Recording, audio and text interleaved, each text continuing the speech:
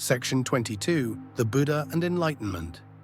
While Christ's cornerstone miracle is rooted in his resurrection and Muhammad's in his divine revelation of the Quran, the Buddha's miracle is in his enlightenment. There are stories of miracles associated with the Buddha in later Buddhist traditions, but at the core is the depth of his understanding of suffering, liberation, and the nature of reality. For our analysis, we must theorize how he could have developed his supreme insights from a naturalistic perspective. According to Buddhist tradition, Siddhartha Gautama's birth was marked by auspicious signs and prophecies suggesting that he would become either a great king or a spiritual leader. We could imagine that these expectations were communicated to the young Prince Siddhartha by his parents and the royal court, instilling in him a sense of great destiny from an early age. In his youth, he was provided with great luxury and security by his father, who may have wished to shield him from the realities of suffering and impermanence and keep him alive long enough to fulfill his inevitable destiny, which they probably assumed would manifest as a great ruler. However, despite his early life of opulent comfort and innocence, Siddhartha's first encounters with an aging old man, a sick man, and a corpse outside the palace, known in Buddhist tradition as the Three Sights, affected him profoundly. He was now aware of impermanence, suffering, and death. Suddenly confronted with the inescapable realities of suffering and mortality, Siddhartha experienced severe psychological whiplash and realized that his life of material splendor was merely a distraction from the deeper truths of existence. Siddhartha's worldview was further altered in his next encounter with a wandering ascetic who lived in stark contrast to the indulgent lifestyle of the palace. The ascetic's calmness and contentment, in spite of his lack of material possessions, could have plausibly inspired Siddhartha's beliefs that peace is found through renunciation of worldly things and spiritual discipline. Disillusioned with the fleeting nature of worldly pleasures and determined to find a path beyond what he saw in the Three Sights, Siddhartha left behind his life of luxury and embarked on a path of asceticism and self-mortification. He engaged in extreme fasting and other austerities, believing that by subduing the desires of the flesh, he could achieve spiritual liberation. During this period of intense ascetic practice, it is recorded that Siddhartha also devoted himself to meditation and introspection. Through sustained and rigorous self-examination, it is believed that he sought to understand the workings of the mind and the root causes of suffering. These experiences with meditation, both during his time as an ascetic and in his later practice under the famous Bodhi tree, would become central to his spiritual methodology and his own understanding of the path to awakening. Yet, despite his sincere efforts, Siddhartha found that the extreme deprivations of the ascetic life were ultimately futile and spiritually deadening. Reflecting on his experiences of both material indulgence and self-mortification, he realized that true freedom lay not in either extreme, but in a middle way of moderation and balance. We can plausibly trace this insight into the value of the middle way as a direct outcome of Siddhartha's own experimentation and lived experience. By directly encountering the limitations and shortcomings of both hedonism and asceticism, he was able to chart a new course that avoided the pitfalls of either extreme and emphasized a more measured and sustainable approach to spiritual practice. This approach is exemplified in the Buddha's central teaching of the Four Noble Truths, which presents a concise and penetrating analysis of the human condition and the path to its transformation. The Four Noble Truths are: dukkha, suffering, the truth that life is inherently unsatisfactory and marked by suffering, due to the impermanence and insubstantiality of all phenomena. Samudaya, cause, the truth that suffering arises from craving, attachment, and ignorance. Nirodha, cessation, the truth that suffering can be ended by letting go of craving and attachment and by realizing the true nature of reality. Magga, path, the truth that there is a practical path that leads to the cessation of suffering, known as the Noble Eightfold Path.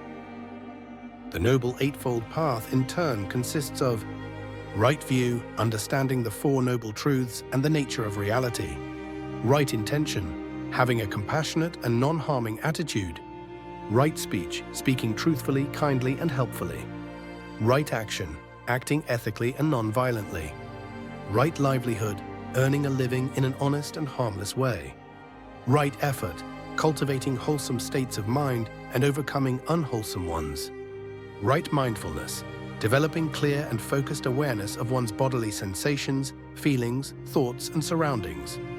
Right concentration, practicing meditation to achieve deep states of calm, insight, and equanimity. We can observe the Four Noble Truths seem to follow the chronological progression of the Buddha's lived experience. Dukkha could reflect his initial realization that life is full of suffering, his inclusion of impermanence representative of the old man, sick man, and dead man. Samudaya could be rooted in his realization of his strong attachment to the wealth and luxury provided by his father as he began his ascetic journey and found it difficult to live without them.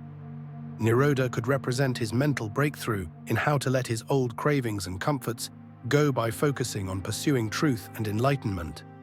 Magga could be Buddha, sharing what practices ultimately helped him let go of his desires. Of course, these conclusions were profound at the time, considering the highly stratified religious thinking that was commonplace. However, a naturalistic view of his exact practical conclusions becomes more plausible by taking the prevailing belief systems in account. Siddhartha lived in a society largely defined by the religious practice of Vedic Brahmanism, which emphasized the importance of the Varna system, outlining the four distinct castes of people and how they should be socially stratified, with your caste being determined at birth. Traditionally, Brahmins were accorded the highest ritual status of the four social castes and served as Vedic scholars or priests. Siddhartha was born as a Kshatriya, which is the next caste below Brahmins, and is primarily made up of warriors and the ruling class. If Siddhartha expected himself to be destined for greatness due to his wisdom, being born a Kshatriya instead of a Brahman made it impossible for him to be taken seriously as a spiritual teacher within traditional Vedic Brahmanism, as his caste confined him to being a ruler or warrior. In the face of this, it's plausible that as he saw his own wisdom growing, he must have intuited that anyone could apply themselves to be wise, regardless of caste. From this, we can speculate part of the reason that the Buddha rejected the authority of the Brahmanical social order and instead emphasized the importance of personal cultivation of wisdom. This conclusion, alongside decision to reject the Varna system, could have been heavily inspired by the emergence of various Shramana, wandering ascetic movements that challenged Vedic Brahmanism altogether. In fact, he began his spiritual journey after his encounter with such an ascetic. In opposition to spiritual authorities and ritual observance, the Shramana movements emphasized a more egalitarian vision of spiritual life, in which one's birth or social status was less important than one's actions and spiritual attainments. The Shramana thinkers also developed various philosophical and meditative techniques aimed at understanding the nature of the self and reality, with the goal of achieving spiritual liberation from the cycle of rebirth. However, what would become Buddhism diverges in practice by not prescribing extreme asceticism as a pathway to wisdom. Taking his lived experience into account, we can theorize his middle way represents a critique of some of the more harsh practices and views found among the Shramanas, which he found didn't help him become wiser. If the Buddha believed he had achieved his predestined greatness through his middle way philosophy, the satisfaction of achieving his life's mission may have spilled over into his confidence and charisma. Coupling this with his lived wisdom, novel and practical suggestions, and ruling connections, it is easy to see how he could have naturally gathered a wide following of disciples and supporters, which would come to include kings and other influential figures. He would gain the patronage of and provide counsel for his friend King Ajatashatru, who helped him establish a monastic community with a code of discipline that would serve as the institutional foundation for the preservation and transmission of the Buddha's teachings. This cordial relationship with Ajatashatru and other members of the ruling class would permit his teachings to diffuse spontaneously, without much risk of persecution in friendly regions. Overall, given how closely the Buddha's conclusions mirror his life experience, it is conceivable that another individual following a similar path of renunciation, contemplation, and spiritual practice could have arrived at comparable insights and conclusions. In the abstract, this is essentially what the Buddha promises his followers will come to the same conclusions if they try to emulate his life. Yet this promise suggests that the Buddha's teachings, while wise and psychologically astute, do not necessarily depend on supernatural enlightenment, but a perfectly natural, sustained pursuit of wisdom. Moreover, while the Buddha's philosophy offers a comprehensive and practical guide to the cessation of suffering and the attainment of spiritual liberation, it does not provide the kind of strong, miraculous evidence for a claim regarding the afterlife that we are seeking in our comparative analysis. The Buddha's focus seems to be primarily on the existential challenges of the present life and on the development of a path to escape the cycle of reincarnation, rather than on the exact nature of post-mortem existence. His spiritual beliefs about reincarnation and the afterlife seem to be largely adopted from Vedic Brahmanism and the various Shramana movements, with the major distinction being that the Buddha sought a way to escape the cycle of reincarnation through a radical reinterpretation of its causes. A key difference is his rejection of the soul, Atman, which fundamentally separates Buddhist thought from Vedic theology. Nonetheless, this borrowing suggests that if we find the case for the Hindu Vedas strong, then some of the Buddha's beliefs about the afterlife may gain credibility, though his views on liberation and the self represent a significant departure.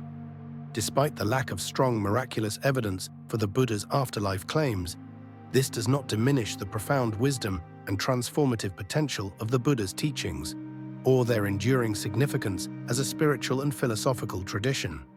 However, it does suggest that the Buddha's story may be less directly relevant to our specific question concerning the most credible belief system about the afterlife. Nonetheless, engaging with the Buddha's life and thought remains a valuable and enriching endeavor, offering deep insights into the perennial challenges of the human condition and the possibilities of spiritual growth and liberation.